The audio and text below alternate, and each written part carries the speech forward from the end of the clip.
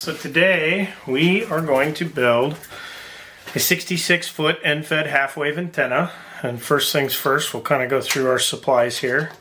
So I did buy this kit from 3C Ham Shack, but they send a nice little 3D printed wire winder. It comes pre-installed with, you can either choose a BNC or a PL259. I went with a BNC because my plan is to operate this during POTA activations and such. Comes with some hardware here. Looks like about a number 10 screw, wing nut, a couple of washers here, and I'll build a list of everything you would need if you wanted to buy all the components yourself. Got a 240/43 toroid here. Got 3 ring terminals, 2 red ones and 1 yellow one. This is a piece of heat shrink. These are a couple of zip ties. I've got 4 feet of magnet wire here because we have to wrap our own toroid to build the transformer for this. It'll be a 49-to-1. Then it comes with about 70 feet of 20 gauge, nice flexible antenna wire here. And then also comes with a 100 PF 1 kilovolt capacitor as well, ceramic capacitor. As far as the tools that you'll need, I've built a couple of these before, but you'll need some wire strippers, a pair of pliers. I also bring a pair of channel locks just in case. And then a set of crimpers. I like the nice ratcheting ones here. You'll need solder and a soldering iron, and then it also helps. I use a set of helping hands at times. It comes in real handy when we start to do the soldering. All right. So first things first, we're going to kind of prep our wire here. So we want to come back about 4.5 inches. We're just going to hold that there. We're going to bend it. And then we want to take and we want to push that bend through our yellow terminal here. Let's see here. They got the heat shrink on here. So let's make a ring terminal with no heat shrink, and we just want to push this wire through here. And then to make it a good strain relief, I like to take and actually kind of lasso it around there and then pull that down tight. So if you see that there, got it down tight now. That's just going to act as that strain relief. And then I'm going to go ahead and crimp this. So put this in my proper side, make sure that I'm not crimping the wire at all, and just crimp that down. Alright, next we want to take this end and we want to look at these and we want to make sure that we crimp, that we cut back enough here. Strip this back a little bit.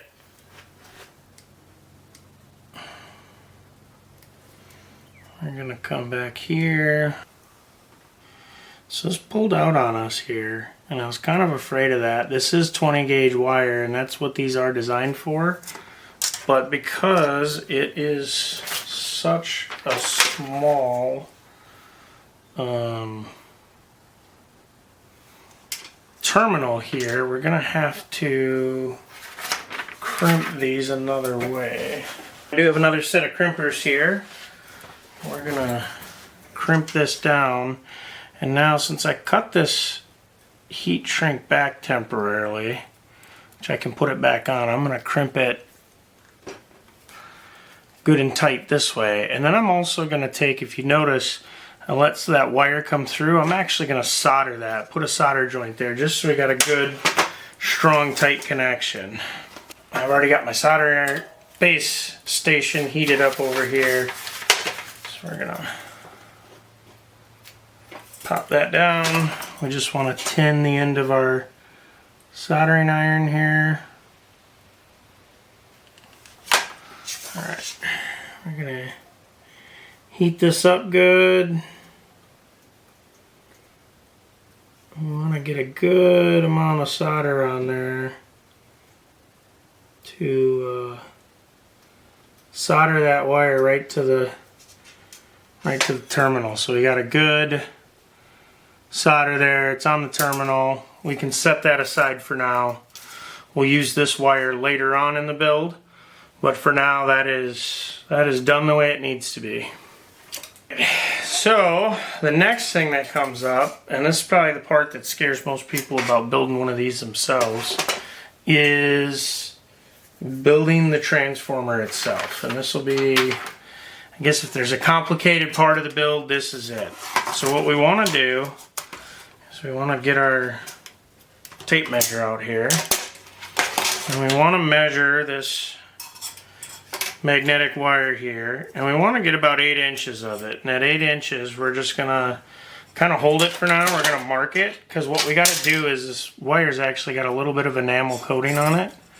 We want to just mark that, and then we want to strip back this enamel coating just a little bit here, because eventually we're gonna have to solder it. So we want to make sure that we got this off of here. So I like to use just a little bit of sandpaper.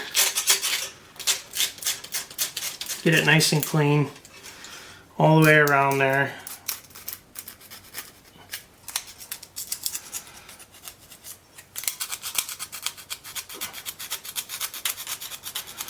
If you don't have sandpaper, you can use a knife or a utility knife or just about anything here, just to scuff this surface up here. It's got a little plastic coating and just a little bit of over the top of it there to protect it. Alright, so if you notice there, you got that clean spot. We want to go ahead and we want to bend our wire right there. And then on this end, we want to take this other end, and we want to get about 2 inches of it, and we want to just kind of fold that out. So now we got it looking just like this. Now what we're going to do, because we have to twist this, it's going to become our primary portion of the wire. We're actually going to twist this. We're going to take, I've got a small screwdriver here. And I'm just going to take a pair of pliers and I'm going to hold this right here at the base. And we're just going to put some twists in here. About 15 to 20. It's not specific on the number of twists you get. You got to get into it to get it to work correctly. You just want to get it nice and twisted here. Alright, so there you can see I got some twists in here.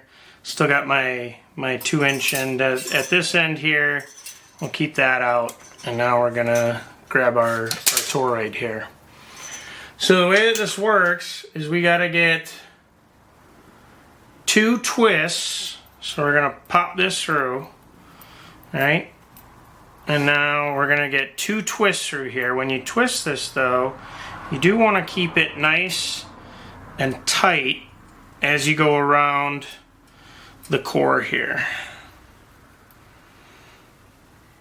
Alright, so we've got our 2 twists there.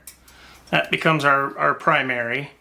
And now we're going to twist the rest of it. So now we use the long end here, that's just the single. And we need to get a total of 7 twists. So we've already got 2. We got to add 5 more twists here. So we're going to put this in again, keeping it nice and tight. And we're going to add 5 more twists here.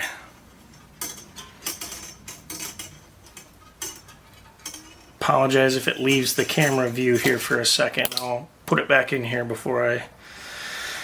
1, 2, 3. We're on 4. We're going to do number 5. Now we're going to do number 6. And then we're going to do number 7. Alright, 1 more. Now we got to come up and go across.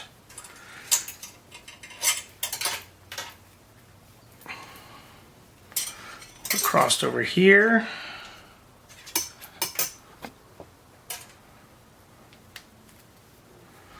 So that becomes 8. Alright, so now let's count. 1, 2, 3, 4, 5, 6, 7. This becomes 8. So we've got number 9 now. That gives us 10. Here comes 11. This will be 12. This one will be 13. And now we'll have 14. So again, it's important that you check and double check, make sure that it works right. I've got 1 wrap, 2 wrap, 3, 4, 5, 6, 7, 8 across the center, 9, 10, 11, 12, 13, 14. Alright, so now we've got 14, and again, you can kind of use this now as a chance to space them out, get them looking the way you want to. This actually looks pretty good, pretty tight, nice tight wraps. So we've got this done. We've got our holder here, our winder. And so what we want to do now is we're going to actually take this and we want to attach it the way that it needs to go. So we're going to kind of pop this. They've got a little hole there for that. We're just going to run that part through. And this is going to all kind of sit right here in the middle. Now, your single wire from that twisted pair is going to come back, and you got to kind of figure out how you want to cut it. Figure out the right length to cut it. But this is going to go to your center pin of your connector, whether it's a 239 or in my case, like I said, a BNC. So I'm going to go back and I'm just going to cut that right there. And then you got to kind of do the same thing over here with your twisted pair. For this, because I already scuffed that up, I'm just going to move it so that it will come out right. Now if you look right here, they originally were going to have it land over here, but just the way that I twisted mine, it's not going to work that way. So what I'm going to do is just swap this ring terminal that they've got on this spot here. I'm going to move it over to this side over here. It doesn't really matter which side it ends up on. So let me go ahead and make that change right now.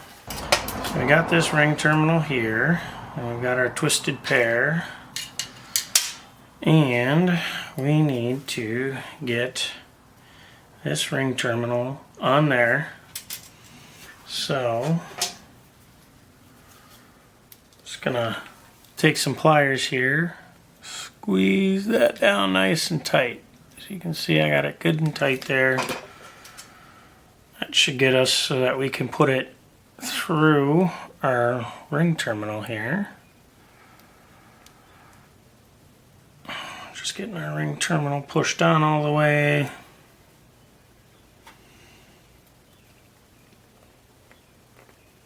It's maybe a little small on the ring terminal that they provided in this one, but it'll do what we need it to.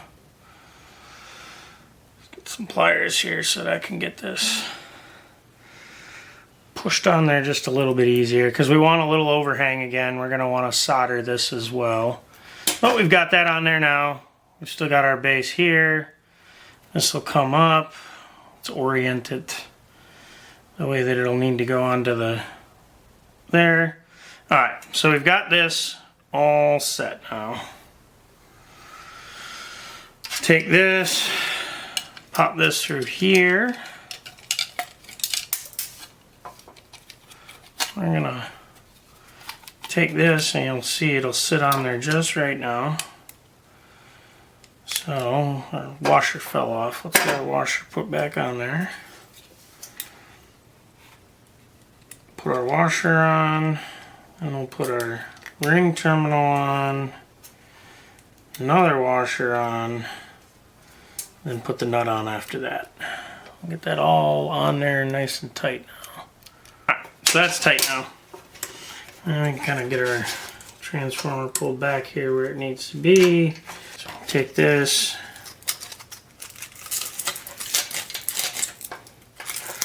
And you just want to get that off of there nice and clean.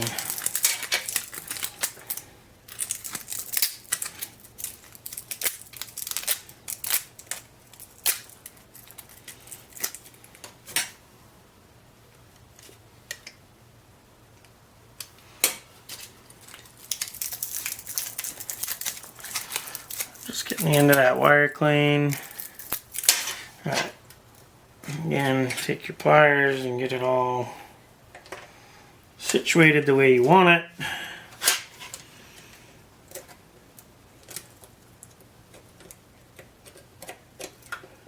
Because that becomes our transmit.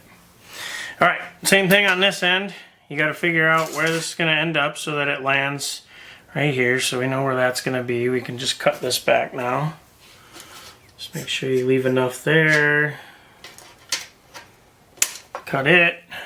Got a little extra piece there, and then this one's going to get cleaned up, and then the ring terminal is going to go on it.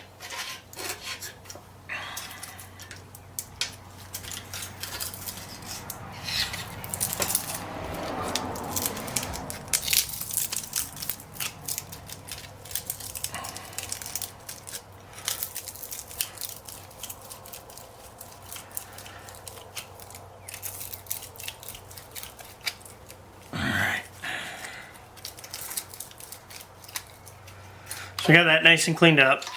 Now we can put our ring terminal on there. And then you want to get it pushed on there so that that wire sticks out just a little bit, because same thing, we're going to solder this on here. Just make sure we got a good connection once it's all said and done. We'll solder that one in place. I'm going to put that one in the red. Give it a good crimp. And then pop that down, and then we'll be able to give that a good solder there. Alright, and same thing, we're going to solder this one and this one. The only other difference is over here, we got to put our capacitor across those two connections. So we'll take this one and bend this back. I think I can get it to slip right down in there. I'll give that a good connection, and then this one will get soldered over here, and that'll give us our connection across there. So if you can see that. Alright, so we start, we're going to tin this. Make sure you get a good tin on your soldering iron.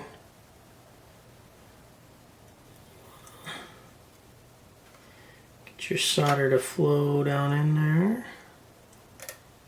We want to get a good connection here. We want all of this to solder together. The ring terminal, the capacitor, and the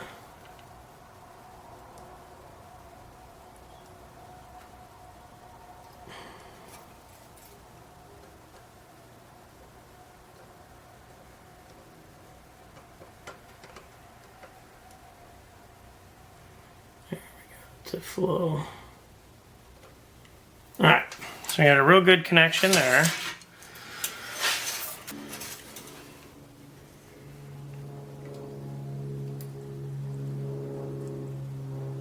think I'm going to have to add that capacitor after the fact.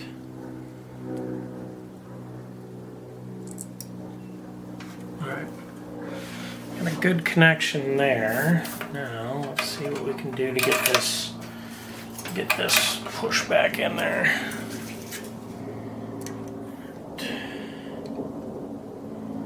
Pop that right on top.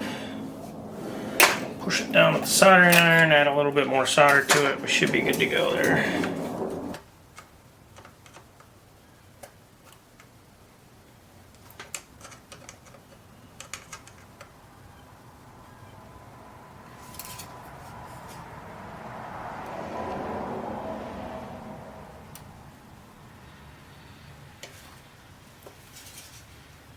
Yeah, so got a good solder there.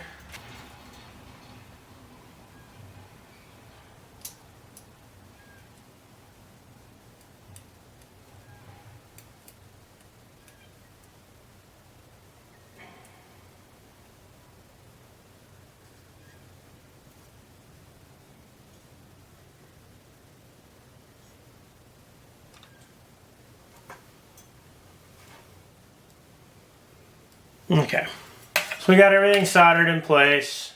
Now what we can do, unhook this, just be careful, everything's still probably a little toasty here. Now we can take our zip ties and go ahead and just attach the transformer in place. Alright, the only other thing we got to make sure here is that this capacitor doesn't touch anything else. So we just want to get that kind of picked up here. Sometimes what I'll do is I'll take some electrical tape and just separate it so that it can't become an issue right there. So now we want to loosen this, because this is where we're going to attach everything else that we got going on here.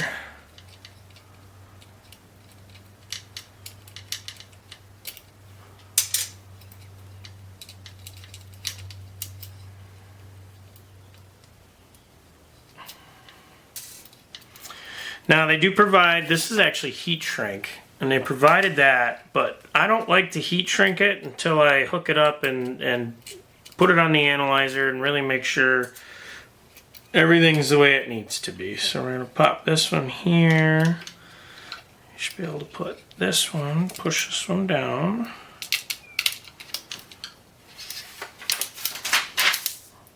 There we go. Pop that one down.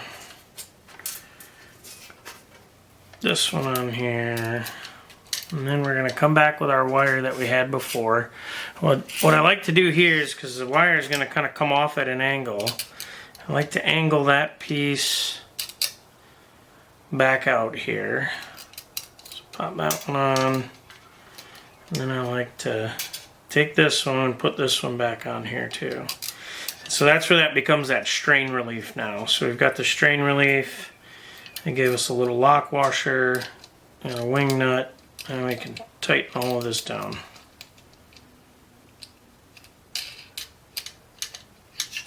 Really get that on there good. Keep our strain relief kind of pointed in the right direction, right? Because once we set this up, that'll give us a little bit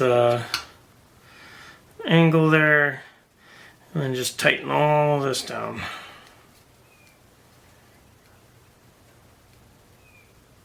Alright, so there we got it. We've got that tightened down. I've got this.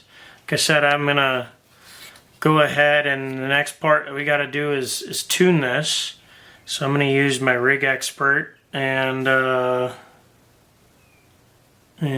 double check all my solder joints here. Everything looks good. Hook the Rig Expert onto it, and then what we're going to do is we're going to tune it for 40 meters. And as long as it's tuned right, for 40 meters, I usually like to find the center of the band there and tune it. And then, as long as it's tuned on 40, it should work on 20, 15, and 10 as well. So that's the beauty of this. There's no tuner required. We just got to get it tuned initially. So we'll go ahead, we'll get this thing set up, and then we'll come back with some instructions on how to tune it. Alright, we're back out in the yard. Spent some time here tuning this. So if you look, we're at 7.15, and we're right at, kind of bounces here, the tree's moving a little bit, right around 1.1 to 1.2. We got it just hanging here. You do want it elevated just a little bit. I got my coax hooked up. This is the same coax I'll use when I'm out. I think it's about 35 feet. The important part is, because we're using that coax as our counterpoise as well. The sheath is the counterpoise. You need to make sure you got some chokes in line. I'm going to run this at 5 watts, so I'm really not concerned. But if you look here, I've got the antenna up. It's temporarily up, using the same way I plan on doing this when I'm in the field. So I've got a POTA Explorer 33-foot carbon fiber retractable mast. So this is pretty cool if you've never seen one.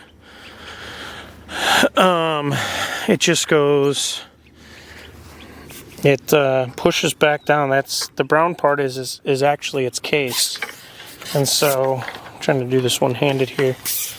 You can just, it telescopes out. So I'm just pushing this down here. Bring the antenna down. I'll show you kind of what I had to do here to make this work. So we're pushing this down. It's got a cap that goes on the end of it then. Fits nicely in a suitcase. There we go. Push that down all the rest of the way. That one will go in. Closes all the way in there. Fits in a suitcase nicely.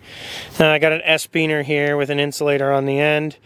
The wire was substantially longer than what we actually needed, so I did have to, you know, continue to keep making my wraps and then cut the wires shorter. You just want to make sure you're doing that in very small increments, so you don't cut too much off at once. Over here you can kind of see this is where I was using the tape and the cutters, but you'll notice when I was cutting, I was only cutting a few inches at a time to bring it back down. But I originally started, my SWR was at about 5. So we got that down. I did run the full graph, which I can show here. It'll be a little bit clunky, but as our, you know, we're at 715. We're at a 1.11, and then we come back down for 20, 15, and 10. So we can operate it on those bands without the use of a tuner. So yeah, good project. I'm excited. This weekend I'll be in California, and my plan is to get this one on the air. Catch you later, 7-3.